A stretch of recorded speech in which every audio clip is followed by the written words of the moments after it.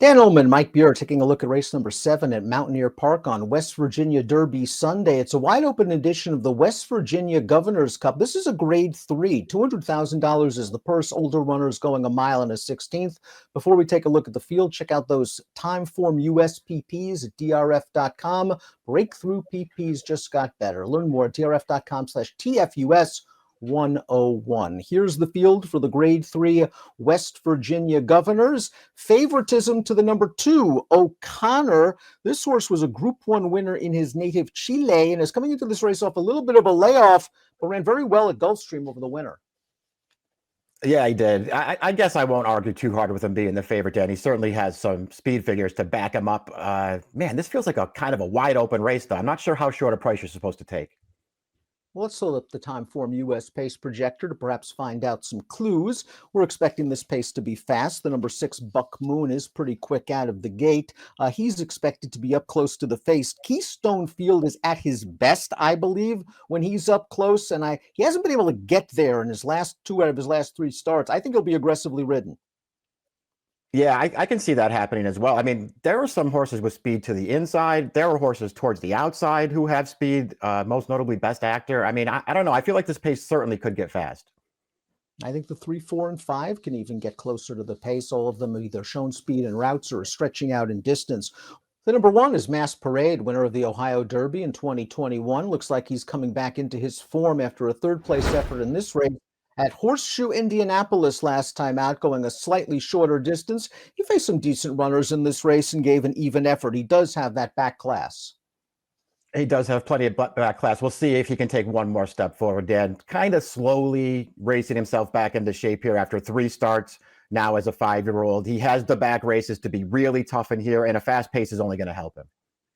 O'Connor was a dominant winner of his North American debut last fall at Gulfstream Park, then went to the layoff, came back with a triple-digit Buyer's speed figure, and in his most recent effort back on April Fool's Day in the Ghost Zapper, he was very game to finish second. The pace wasn't very sharp. I like that they got up close for him, and he's going to be involved in a stretch battle only to fall short to this 21-to-1 shot.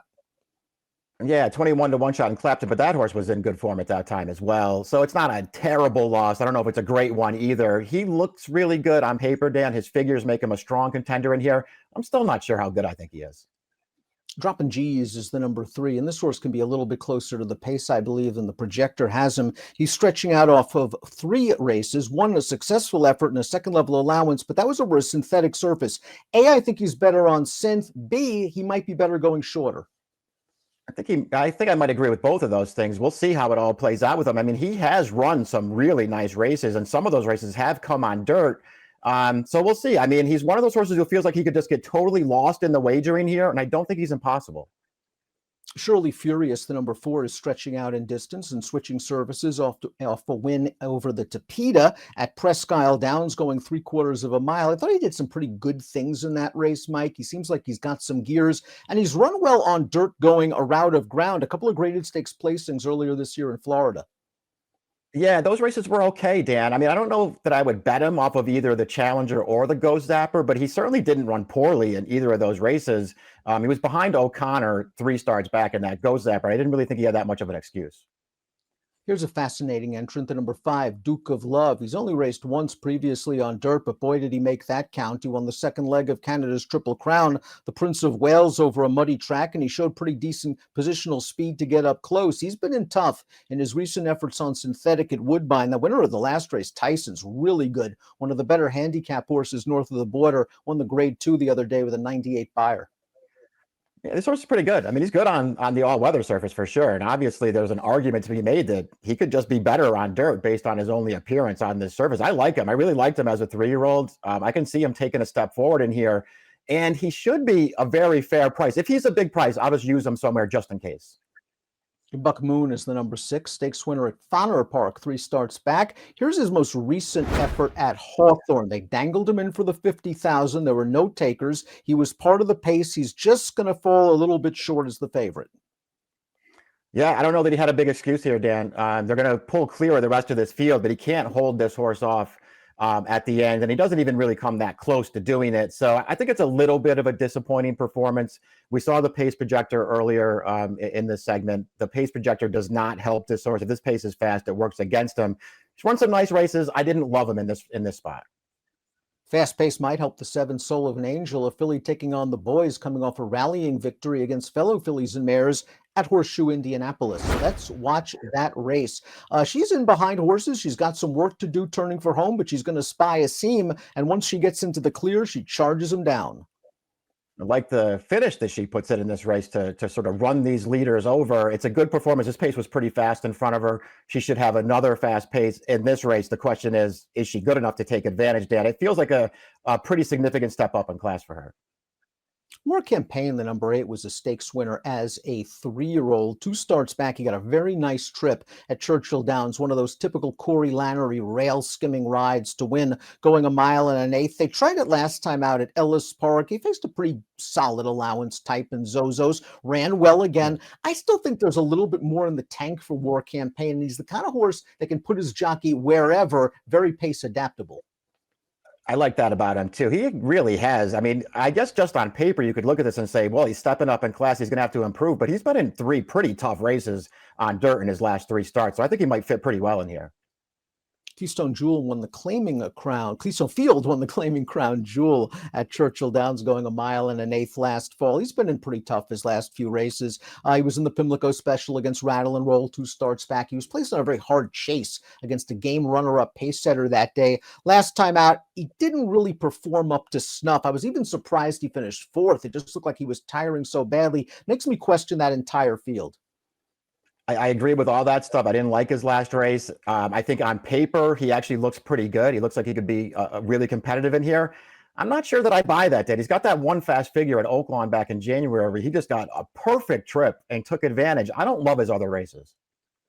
King Autumn in the number 10 seemed to be trending the right way going into his recent allowance effort at Ellis Park, where he was the favorite. He got up close to the pace, just things didn't work out. Now, Ellis Park's been inside speed favoring. Maybe it just worked against him on that day. He did not run well, however.